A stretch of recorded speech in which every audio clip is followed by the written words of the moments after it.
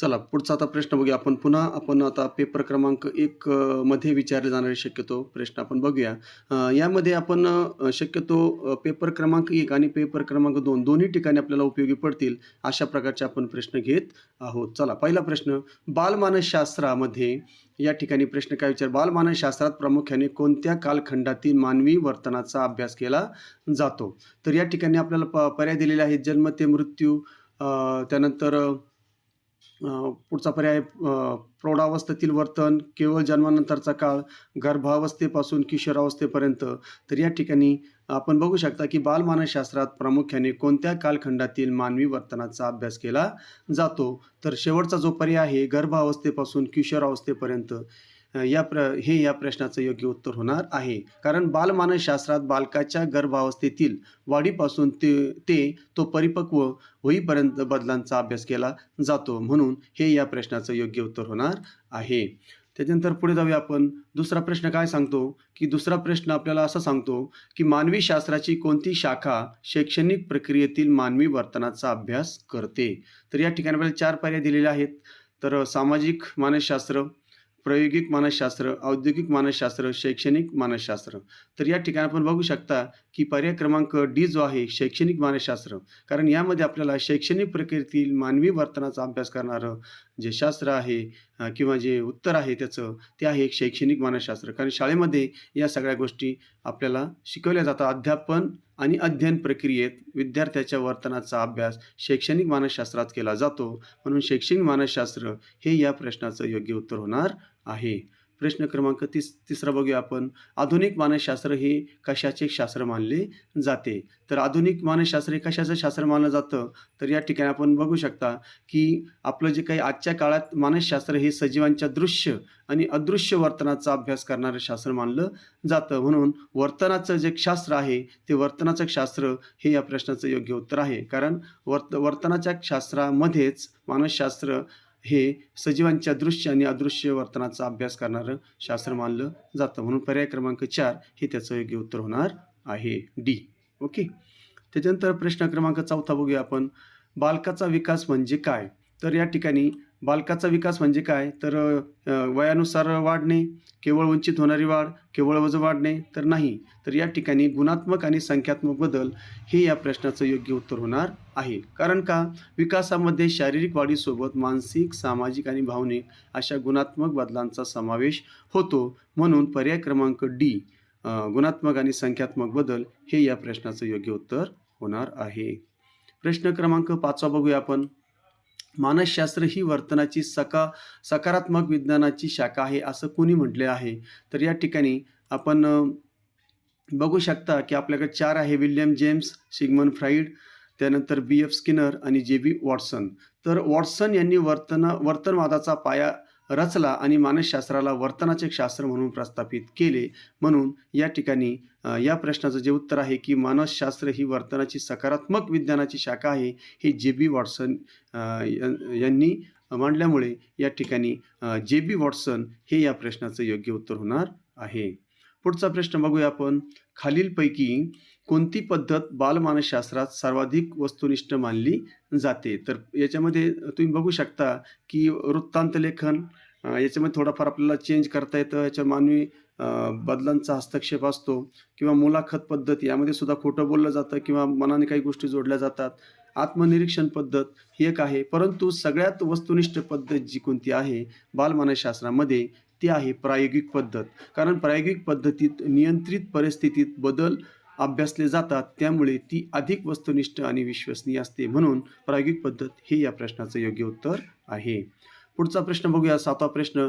बालकाच्या वाढीवर म्हणजे ग्रोथ खालीलपैकी कशाचा परिणाम सर्वाधिक होतो? तर या ठिकाणी पर्याय क्रमांक 3 बघा, अनुवंश आणि परिसर. या ठिकाणी दोन्ही गोष्टी महत्त्वाच्या आहेत. बालकाची शारीरिक आणि मानसिक वाढ ही त्याच्या पूर्वजाकडून मिळालेले गुण म्हणजे अनुवंश आणि आजूबाजूची परिस्थिती म्हणजे परिसर यांच्या आंतरक्रियेवर अवलंबून असतो.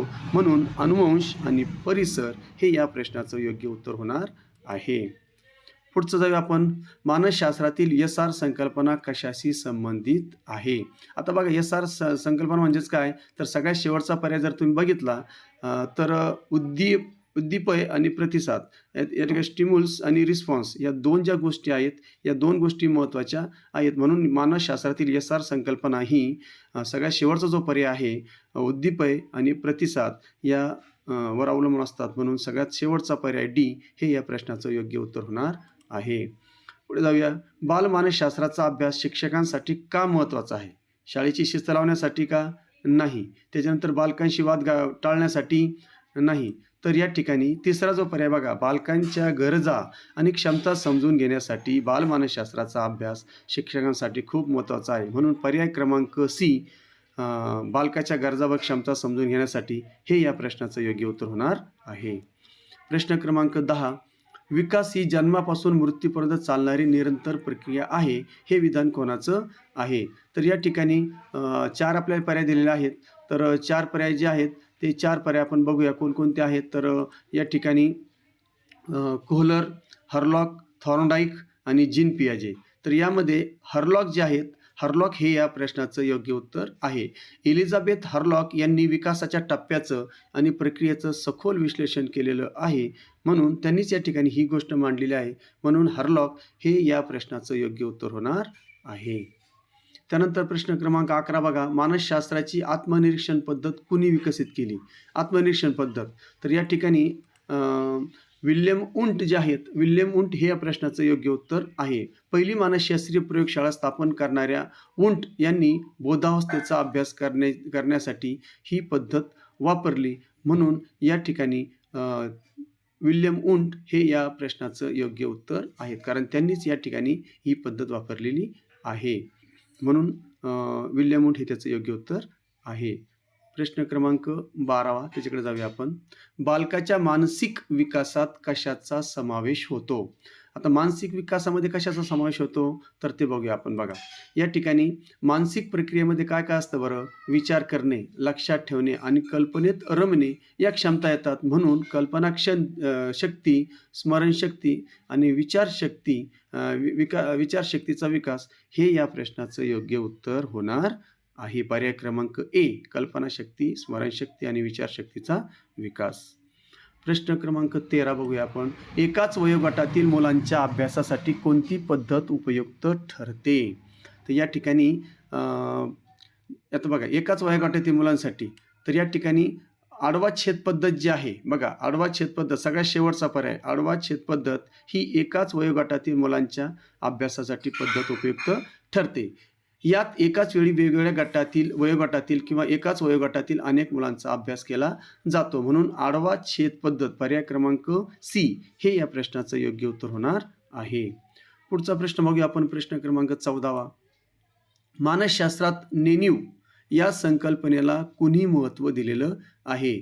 तर या ठिकाणी सिग्मंड फ्राईड जे आहेत बघा, पहिला पर्याय सिग्मंड फ्राईड यांच्या मते मानवी वर्तनाचा मोठा भाग नेणिवेतील सुप्त इच्छांनी नियंत्रित असतो, हे यांनी मांडलेलं आहे. म्हणून या ठिकाणी नेणीव हा शब्द आला की सिग्मंड फ्राईड आपण लक्षात ठेवायचं आहे. सिग्मंड फ्राईड हे या प्रश्नाचं योग्य उत्तर आहे. प्रश्न क्रमांक 15. बालमानसशास्त्र हे कोणत्या प्रकारचे विज्ञान आहे? 4 पर्याय आहे आपल्याकडे. तर या ठिकाणी औषधशास्त्र, केवळ काल्पनिक शास्त्र, शुद्ध भौतिकशास्त्र, वरचे 3ही पर्याय लागू होत नाही. सामाजिक व वैयक्तिक वर्तनाचं शास्त्र म्हणजेच बालमानसशास्त्राचा हा एक विज्ञानाचा. बालमानसशास्त्र हे कोणत्या प्रकारचं विज्ञान आहे? तर सामाजिक व वैयक्तिक वर्तनाचं शास्त्र हे या प्रश्नाचं योग्य उत्तर होणार आहे. पुढचा प्रश्न बघूया आपण. प्रश्न क्रमांक 16. विकासाची दिशा कशी असते? आता विकास कुठून होतो तर लक्षात ठेवायचं, सगळ्यात डोक्याकडून पायाकडे विकास होत असतो, हे लक्षात ठेवायचं आहे. म्हणून पर्याय क्रमांक 3 डोक्याकडून पायाकडे या ठिकाणी हे आपला जो काही उत्तर आहे ते उत्तर आहे. कारण मानवी विकास हा केंद्राकडून परिघाकडे आणि डोक्याकडून पायाच्या दिशेने होत असतो. म्हणून या ठिकाणी सी हे या प्रश्नाचं योग्य उत्तर आहे. प्रश्न क्रमांक 17. शैक्षणिक मानसशास्त्राचं जनक कोणाला मानलं जातं? तर या ठिकाणी E.L. थॉर्नडाईक बघा, E.L. थॉर्नडाईक यांनी अध्ययनाचे नियम आणि चाचण्याद्वारे शिक्षणात मानसशास्त्राचा उपयोग सुरू केलेला आहे. म्हणून शैक्षणिक मानसशास्त्राचं जनक हे थॉर्नडाईक म्हणजे E.L. थॉर्नडाईक यांना मानलं जातं. म्हणून प्रश्न क्रमांक 17चं सी हे योग्य उत्तर आहे. पुढचा प्रश्न, प्रश्न क्रमांक 18. मानसशास्त्रातील इंट्रोस्पेक्शन म्हणजे काय? आता या ठिकाणी इंट्रोस्पेक्शन म्हणजे काय? तर स्वतःच्या मानसिक स्थितीचं स्वतःच निरीक्षण करणे. बघा, म्हणजे या ठिकाणी स्वतःच्या मानसिक स्थितीचं स्वतःच निरीक्षण करणे, अंतर्मुख होऊन आपल्या विचारांचे किंवा भावनांचे विश्लेषण करणे म्हणजेच आत्मनिरीक्षण. म्हणून या ठिकाणी इंट्रोस्पेक्शन हे जे प्रश्न आहे, या प्रश्नाचं उत्तर या ठिकाणी सगळ्यात शेवटचा पर्याय स्वतःच्या मानसिक स्थितीचं स्वतःच निरीक्षण करणे म्हणजेच आत्मनिरीक्षण करणे, हे या प्रश्नाचं योग्य उत्तर होणार आहे. प्रश्न क्रमांक 19 कडे जाऊया आपण. बालकाच्या विकासाचे बोधात्मक टप्पे कोणी मांडले? तर या ठिकाणी जीन पियाजे जे आहेत, बघा सगळ्यात शेवटचा पर्याय जीन पियाजे. पियाजे यांनी बोधात्मक विकासाचे 4 महत्त्वाचे टप्पे संवेदी कारक ते औपचारिक कारकपर्यंत स्पष्ट केलेलं आहे. म्हणून या ठिकाणी जीन पियाजे हे या प्रश्नाचं योग्य उत्तर होणार आहे. बघा, विकासाचे बोधात्मक टप्पे म्हटलं की जीन पियाजे हे लक्षात ठेवायचं. पुढचा प्रश्न, प्रश्न क्रमांक 20. मानसशास्त्र हे विज्ञानाचा दर्जा मिळवण्यापूर्वी कोणत्या विषयाचा भाग होते? बघा, या ठिकाणी मानसशास्त्र हे विज्ञानाचा दर्जा मिळवण्यापूर्वी कोणत्या विषयाचा भाग होते? तर या ठिकाणी सगळ्यात शेवटचा जो पर्याय बघितला आपण, फिलॉसॉफी म्हणजे तत्त्वज्ञान. या ठिकाणी सुरुवातीला आत्मा आणि मनाचा अभ्यास तत्त्वज्ञानाच्या अंतर्गतच केला जात असे. म्हणून या ठिकाणी या प्रश्नाचं उत्तर जे आहे तत्त्वज्ञान हे या ठिकाणी मानसशास्त्र हे विज्ञानाचा दर्जा मिळवण्यापूर्वी कशाचा भाग होते? तर तत्त्वज्ञानाचा भाग होते. म्हणून प्रश्न क्रमांक 20चं योग्य उत्तर आहे तत्त्वज्ञान. त्यानंतर पुढचा प्रश्न बघूया आपण. खालीलपैकी कोणते विधान वाढीसाठी योग्य आहे? वाढ ही आयुष्यभर चालते. वाढ ही न दिसणारी प्रक्रिया आहे. वाढ ही प्रामुख्याने शारीरिक असते. वाढ ही केवळ गुणात्मक असते. तर या ठिकाणी वाढ ही प्रामुख्याने शारीरिक असते का? तर त्याचं योग्य उत्तर आहे वाढ ही प्रामुख्याने शारीरिक असते. वाढ म्हणजे पेशीमध्ये आणि भौतिक आणि संख्यात्मक वाढ होय. म्हणून वाढ ही प्रामुख्याने शारीरिक असते. वाढ ही आयुष्यभर चालते का? नाही. काही ठराविक काळानंतर वाढ आपली खुंटते. म्हणून पहिला पर्याय होऊ शकणार नाही. दोनच या ठिकाणी गोष्टीमध्ये कन्फ्युजन होऊ शकतं. वाढ ही आयुष्यभर चालते आणि वाढ ही प्रामुख्याने शारीरिक असते. पण मग पहिला पर्याय जो आहे तो वाढ ही आपली आयुष्यभर चालत नाही. काही विशिष्ट वयानंतर वाढ ही थांबलेली असते. म्हणून पर्याय क्रमांक सी, वाढ ही प्रामुख्याने शारीरिक असते, हे या प्रश्नाचं योग्य उत्तर आहे. प्रश्न क्रमांक 22 कडे जाऊया आपण. बालमानसशास्त्राचा मुख्य उद्देश कोणता? तर या ठिकाणी अगदी सोपं आहे. बघा, बालकांचा शिक्षा करणे, बालकांना शिक्षा करणे होऊ शकत नाही. केवळ परीक्षेचा निकाल लावणे का? नाही. शिक्षकांचा भार कमी करणे नाही. सरळ आपण शिक्षक आहोत, तर या ठिकाणी बालकाचा सर्वांगीण विकासास मदत करणे हेच या प्रश्नाचं योग्य उत्तर होणार आहे. पर्याय क्रमांक सी. कारण का? बालकाच्या शारीरिक, मानसिक, भावनिक आणि सामाजिक पैलूचा विकास करणे हा आपला मुख्य उद्देश असतो. म्हणून पर्याय क्रमांक सी हे या प्रश्नाचं योग्य उत्तर होणार आहे. पुढचा प्रश्न बघूया आपण. मानसशास्त्रातील प्रायोगिक पद्धतीमध्ये कशाला महत्त्व आहे? तर या ठिकाणी आपल्याला पर्याय दिलेले आहेत. विनाकारण अनुमान काढण्याला, नियंत्रित परिस्थितीत आणि व्हेरिएबल्स, कथा ऐकण्याला, केवळ जुन्या आठवणींना. तर या ठिकाणी सुद्धा आपल्याला ताबडतोब लक्षात येतं की पर्याय क्रमांक 2 जो आहे, नियंत्रित परिस्थिती आणि व्हेरिएबल्स, हा जो पर्याय आहे हा पर्याय याचं योग्य उत्तर आहे. कारण का? प्रयोगात काही घटक नियंत्रित केले जातात जेणेकरून विशिष्ट घटकाचा परिणाम मोजता येईल. म्हणून या प्रश्नाचं प्रायोगिक पद्धतीमध्ये या ठिकाणी नियंत्रित परिस्थिती आणि व्हेरिएबल्सला महत्त्व आहे. पर्याय क्रमांक बी हे या प्रश्नाचं योग्य उत्तर आहे. प्रश्न क्रमांक 24 कडे जाऊया. बालकाच्या वर्तनावर परिणाम करणारा परिसर म्हणजे काय? तर या ठिकाणी 4 पर्याय. बालकाच्या अवतीभोवतीचे सर्व सामाजिक आणि भौतिक वातावरण. पहिलाच पर्याय जो आहे ते या प्रश्नाचं योग्य उत्तर आहे. कारण घर, शाळा, मित्र, समाज आणि निसर्ग या सर्वांचा प्रभाव बालकावर पडत असतो. म्हणून पहिला जो पर्याय आहे तो या प्रश्नाचं योग्य उत्तर आहे. पुढचा प्रश्न बघूया आपण. प्रश्न क्रमांक 25. मानसशास्त्र या शब्दाचा उगम कोणत्या भाषेतून झाला आहे? तर या ठिकाणी लक्षात ठेवायचं, मानसशास्त्र म्हटलं की ग्रीक. कुठं आले ग्रीक? तर 1 नंबरला आहे. म्हणून या ठिकाणी ग्रीक हे जे आहे सायकी आणि लोगस. बघा, सायकी आणि लोगस या 2 ग्रीक शब्दापासून फिलॉसॉफी हा शब्द बनलेला आहे. तर ग्रीक लक्षात ठेवायचा आहे. पर्याय क्रमांक 1 ग्रीक हे त्याचं योग्य उत्तर आहे. त्यानंतर पुढचा प्रश्न आहे प्रश्न क्रमांक 26. मानसशास्त्राची व्याप्ती म्हणजे काय? शिक्षकाचा अनुभव, मानसशास्त्राची केवळ पुस्तके, मानसशास्त्राचा अभ्यासाचे क्षेत्र आणि मर्यादा. सहज लक्षात येतं पर्याय क्रमांक 3 मानसशास्त्राच्या अभ्यासाचे क्षेत्र आणि मर्यादा हे या प्रश्नाचं योग्य उत्तर आहे. व्याप्ती म्हणजे या विषयात कोणकोणत्या घटकांचा आणि किती खोलवर अभ्यास होतो ते क्षेत्र. म्हणून या ठिकाणी पर्याय क्रमांक सी त्याचं योग्य उत्तर आहे. प्रश्न क्रमांक 27 कडे जाऊया. बालकाच्या विकासातील कुमार अवस्था कशाने ओळखली जाते? तर या ठिकाणी जर त्यामध्ये बघा मगाशी आपण बघितलं की कुमार अवस्थे वादळाचा काळ कोणता असतो? कुमार अवस्था. म्हणून वादळ आणि ताणतणावाचा काळ म्हटलं की त्या ठिकाणी लक्षात ठेवायचं कुमार अवस्था. म्हणून प्रश्न क्रमांक 27चं योग्य उत्तर आहे वादळ आणि तणावाचा काळ. जी स्टॅनले हॉल यांच्या मते शारीरिक आणि मानसिक बदलामुळे हा काळ तणावपूर्ण असतो. कारण याच वयामध्ये जास्तीत जास्त शारीरिक आणि मानसिक बदल होत असतात. म्हणून याला ताणतणावाचा किंवा वादळाचा स्ट्रेसचा काळ मानला जातो. त्यानंतर पुढे जाऊया आपण प्रश्न क्रमांक 28. मानसशास्त्राच्या वर्तणूकवादाने कशावर बहिष्कार टाकला? तर या ठिकाणी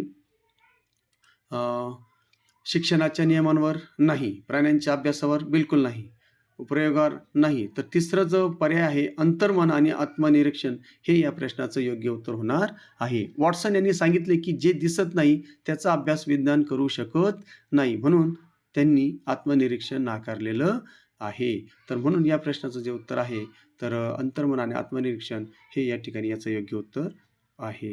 आणि प्रश्न क्रमांक 29. बुद्धिमत्तेची बहुविध बुद्धिमत्ता उपपत्ती कोणी मांडली? तर या ठिकाणी हार्वर्ड गार्डनर यांनी मानवामध्ये 8 ते 9 प्रकारच्या वेगवेगळ्या बुद्धिमत्ता असतात असे सांगितले आहे.